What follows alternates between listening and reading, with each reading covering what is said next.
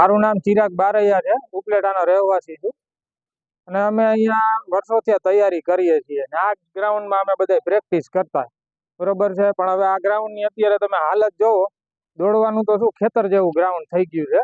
અમે દર વર્ષે રજૂઆત કરીએ ને પછી એક આ ગ્રાઉન્ડ થવું હોય તો થાય, ન થવું હોય તો ન થાય, એના જેવું છે.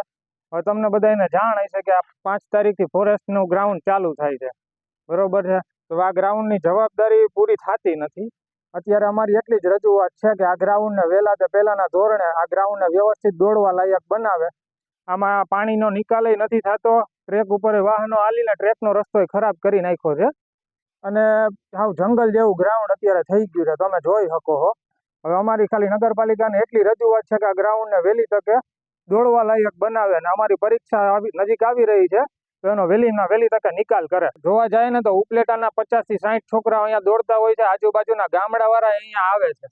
સવારના 4 વાગ્યાથી આ ગ્રાઉન્ડમાં છોકરા દોડતા હોય તો અહીંયા જો લાઇટોય નથી, લાઇટોનો અભાવ છે. છોકરા છોકરીઓ ભેગા જ દોડતા હોય છે બધા, એટલે એવા ટાણામાં સાવ અંધારું હોય છે. બધા છોકરા મોબાઈલની લાઇટે દોડતા હોય છે. હવે ગ્રાઉન્ડમાં એવી તકલીફ છે, પાણી નિકાલ થતો નથી, વચ્ચે વચ્ચે પાણી ભરાઈ રહ્યા છે અને ટ્રેક આખો જો ખરાબ થઈ ગયો છે. પાછા ટ્રેકમાંથી વાહનો નીકળ્યા છે એટલે ટ્રેક સાવ ખરાબ ગારાવાળો થઈ ગયો છે. આમાં કોઈ દોડવા જેવી શક્યતા જ નથી. આજુબાજુમાં ગ્રાઉન્ડ જોવા જાય તો સારામાં સારું ગ્રાઉન્ડ કહી શકાતું, પણ હવે એવી હાલતમાં નથી. મારું નામ છે મહેન્દ્રભાઈ સુરેજા. હું અહીં બાજુમાં જ રહીએ છીએ અને અમારે સવાર સાંજ વોકિંગ કરવા માટે, ચાલવા માટેનું આ એક જ ગ્રાઉન્ડ છે. ત્યાં અમે સવાર સાંજ ચાલવા જઈએ છીએ. તો પ્રોબ્લેમ એ છે કે જ્યારે પણ વરસાદ થાય ત્યારે 10-10 દિવસ સુધી આ ગ્રાઉન્ડમાં વોકિંગ ટ્રેક માટે સુકાતો નથી.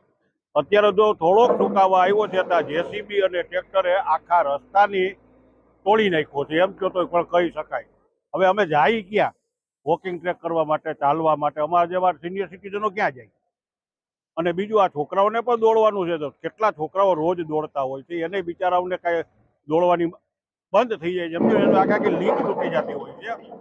અને એક બીજી નમ્ર વિનંતી અમારા સિનિયર સિટીઝન માટે કે થોડીક બેન્ચો નાખી દઈએ થોડા અંતરે, જેથી કરીને અમે થોડુંક વોકિંગ કરી અને આરામ કરી શકીએ.